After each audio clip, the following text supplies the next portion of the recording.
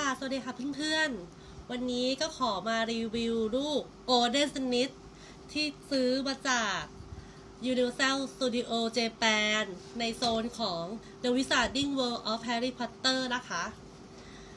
อันนี้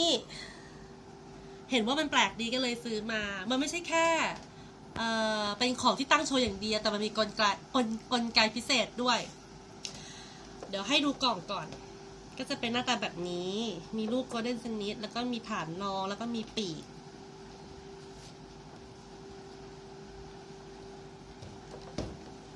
ให้ดูด้านหลั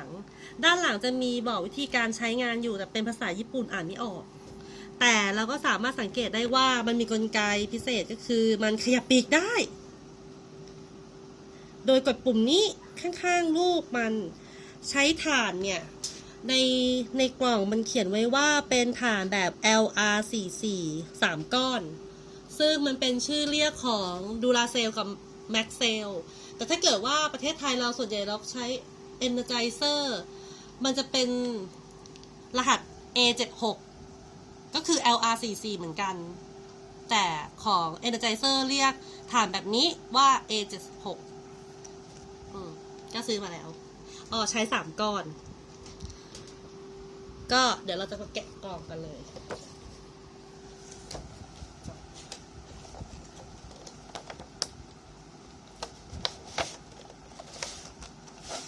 นี่เป็นแบบนี้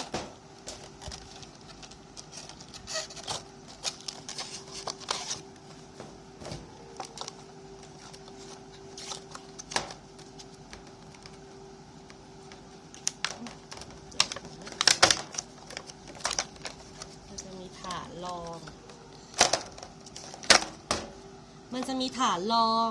จะมีเขียนว่าแฮร์รี่พอตเตอร์เห็นไหมไม่ค่อยเห็นนะลักษณะมันทำดูเหมือนเป็นไม้ไหมเนาะ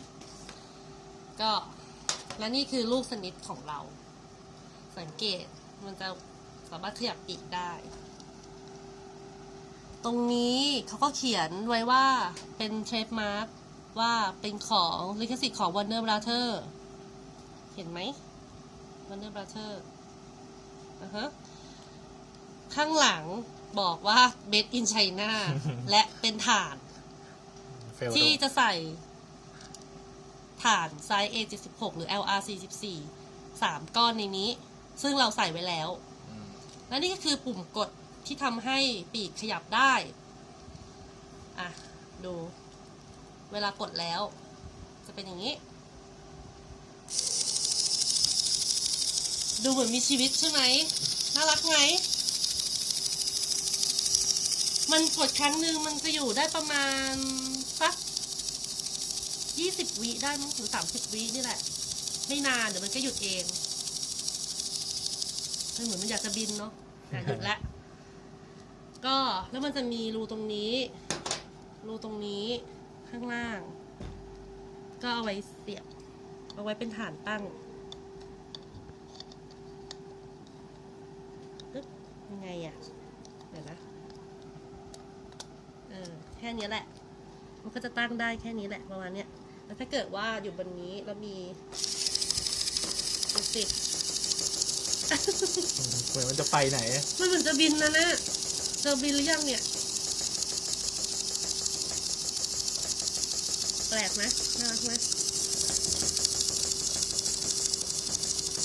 น่ากลัวเหรออันนี้ที่ซื้อมาราคา 1,700 เยนตอนซื้อมาเรทอยู่ที่ 29.8 ต่อ100 เยนเท่าไหร่500 กว่าบาทใช่ไหมคูณ 0.298 ประมาณ506 บาทพ่อถามว่าซื้อมาทำไม506 บาทแค่นี้นึกว่าบินได้มันบินไม่ได้นะจ๊ะมันก็แค่นี้ละจ้ะเป็นของสวยๆงามๆน่ารักสุดๆ